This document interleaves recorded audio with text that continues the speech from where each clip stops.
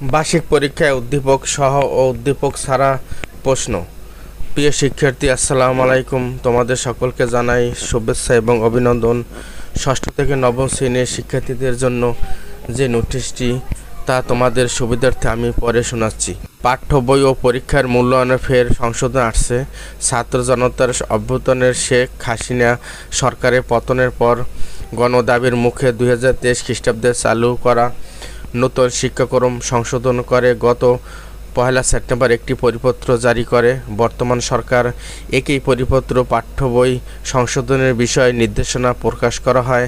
পরবর্তীতে কিছু ক্ষেত্রে অস্পষ্টতা পরিপূর্ণ হওয়ার অন্তর্বর্তী সরকারের শিক্ষা উপদেষ্টা অধ্যাপক ওয়াহিদ উদ্দিন মাহমুদ আগের পরিপত্রের প্রয়োজনীয় সংশোধনীয় উদ্যোগ নেন। তার নির্দেশনায় চলতি সপ্তাহে সংশোধিত পরিপত্র জারি করা হতে পারে বলে জানিয়েছেন সংশ্লিষ্ট সূত্র। এই বিষয়ে জানতে চাইলে দৈনিক আমাদের বার্তাকে শিক্ষা উপদেষ্টা বলেন, ওই পরিপত্রে কিছুটা অস্পষ্টতা আছে, সেটু আরও স্পষ্ট করা হবে।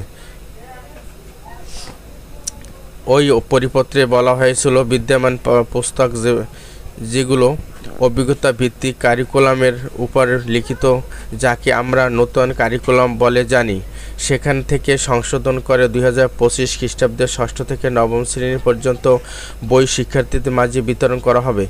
তার কয়েকটি কারণ ছিল। একটি হচ্ছে সময় স্বল্পতা, দ্বিতীয়টি হচ্ছে ইতিমধ্যে সেই বইয়ের টেন্ডার হয়ে গিয়েছে, তৃতীয় পূর্ববর্তী বইয়ের কিছু চ্যাপ্টার পুরানো কারিকুলামের থেকে, কিন্তু দেশের শিক্ষা বিষয়ক একমাত্র পূর্ণাঙ্গ ডিজিটাল পত্রিকা দৈনিক শিক্ষা.com, শিক্ষা বিষয়ক একমাত্র জাতীয় প্রিন্ট পত্রিকা দৈনিক আমাদের বার্তা প্রকাশিত বাতিল কারিকুলামের শিক্ষার্থীরা আরও 1 বছর ভুগবেন কেন? শীর্ষ কলমে স্পষ্ট দৃষ্টি আকর্ষণ করা হয়। শিক্ষা উপদেষ্টা বলেন,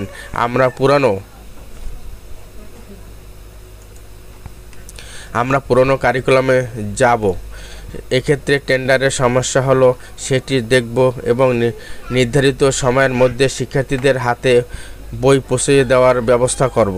প্রসঙ্গত, গত 1 সেপ্টেম্বর পরিপত্র অনুযায়ী ষষ্ঠ থেকে নবম শ্রেণী পর্যন্ত বার্ষিক পরীক্ষার বিদ্যমান বা 2023 খ্রিস্টাব্দে চালু হওয়া নতুন কারিকুলাম থেকে হবে প্রশ্নগুলো হবে সৃজনশীল জ্ঞান নির্ভর, তবে হুবহু মুখস্থ নির্ভর নয়। কিছু প্রশ্ন উদ্দীপক থাকবে, কিছু প্রশ্ন হবে উদ্দীপক ছাড়া। বর্তমানে পুরোপুরি কাঠামোগত সৃজনশীল নয়। প্রশ্নের আইটেম হবে প্রশ্নোত্তর, ম্যাচিং, বহু নির্বাচনী অর্থাৎ MCQ, কমপ্লিট ব্যাখ্যাসহ কোনো বিষয়ে উপর সংক্ষিপ্ত নোট লেখা, একটি বিষয়ে কতটা ভালো লেগেছে, কেন লেগেছে, কোন বিষয়ে উপস্থাপন ও পরিবেশন ঠিক আছে কিনা ইত্যাদি জানা গেলে প্রশ্নপত্র NCTB'র তত্ত্বাবধানে তৈরি হচ্ছে শীঘ্রই এই মডেল। তারপর বিদ্যালয়ে পাঠিয়ে দেওয়া হবে। শিক্ষার্থীদের এই দুশ্চিন্তার কিছুই নেই। এখন নিয়মিত ক্লাস করে উল্লেখিত বিষয় আইটেমের প্রশ্নের অনুসরণ করলে শিক্ষার্থীর প্রধান কাজ করা উচিত। এই আগে গত 1 সেপ্টেম্বর জারি করা পরিপত্রে জাতীয় শিক্ষাক্রম 2022 বিষয়ে মাঠ পর্যায়ে অভিজ্ঞতা। ভিডিওটি ভালো লাগলে অবশ্যই আপনারা